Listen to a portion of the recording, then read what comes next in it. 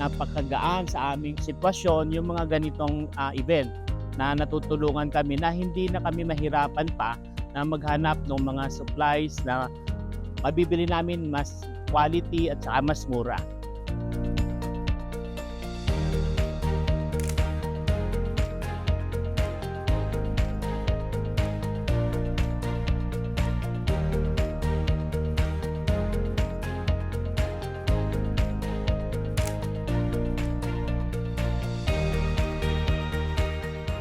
Ako po si Teddy Reyes, Supervising Administrative Officer ng General Services Department.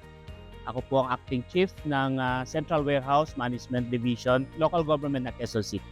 I'm Renaida Bravo Beltran. I'm from Binmalay, Pangasinan, the JSO of the Municipality of Binmalay.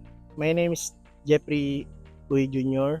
from LGU Angono. Hello, I'm Attorney Raymondo Yutan from Bureau of Treasury, but I'm attending for Palacio del Gobernador Condominium Corporation. I'm Angeline Morquisillo from Project Ray Elementary School. My name is Luis Velasco, Admin Officer of San Vicente Elementary School, Quezon City.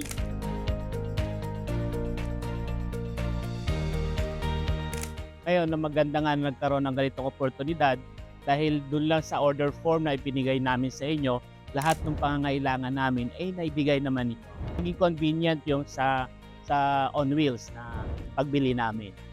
Kasi dito sa PS, sa DBM on Wheels, marami akong makukuha na small items. Actually, wala akong intention na bumili. Na-curious na ako, nagtingin-tingin lang ako. So, bumili ako ng isa. Tapos sa isip ko, parang mahal ito sa labas. So, dinalawa ko na. With PSDBM, napakamura naman. So, unbelievably cheap siya. So, in fact, parang 50% off. So, I took advantage of buying 2 units na. Sobrang convenient kasi napakalapit lang. Dito lang din kami within the area. So, talagang tinik-advantage namin na makapunta dito.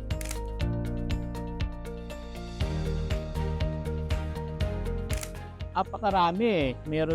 May mga janitorial supplies, office supplies. Coupon bonds, especially yung envelope na craft envelope. Actually, nakapag-procure na ako yesterday dun sa main. So ngayon, kung ano na lang yung mga hindi ko na-avail, like tape, masking tape, ganyan, and ball pens na yun ang mabilis na ma-out of stock dun sa Manila. Kasi yun nga, laging siya, in demand siya.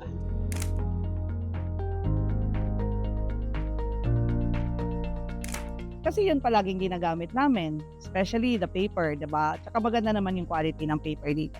Importante kasi sa office na namin talaga dahil marami nga kami ginagawang process namin sa LGU Angono. Like for us, we are from school po. So, lagi talaga namin ginagamit like yung bond paper, mga office supplies, which is compared sa outside market, mas mura of course, sa PS na mapopurchase.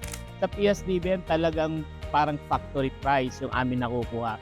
Kaya mas nakakatipid kami kung dito kami bibili. Mas mura kasi mas mahal sa labas. Mga commercial suppliers. Kaya I prefer to purchase here at PSDBM kahit malayo po sa amin, at least nakukuha din namin yung quality. Congratulations at maraming salamat sa PSDBM dahil nagkaroon kayo ng ganitong activity. At sana maulit pa ito at makapag-participate ulit kami. Napakagaan sa aming sitwasyon yung mga ganitong event na natutulungan kami na hindi na kami mahirapan pa na maghanap ng mga supplies na mabibili namin mas quality at saka mas mura. Congratulations for organizing this event. Maganda kasi siya at accessible naman. So kahit malayo ako, okay lang.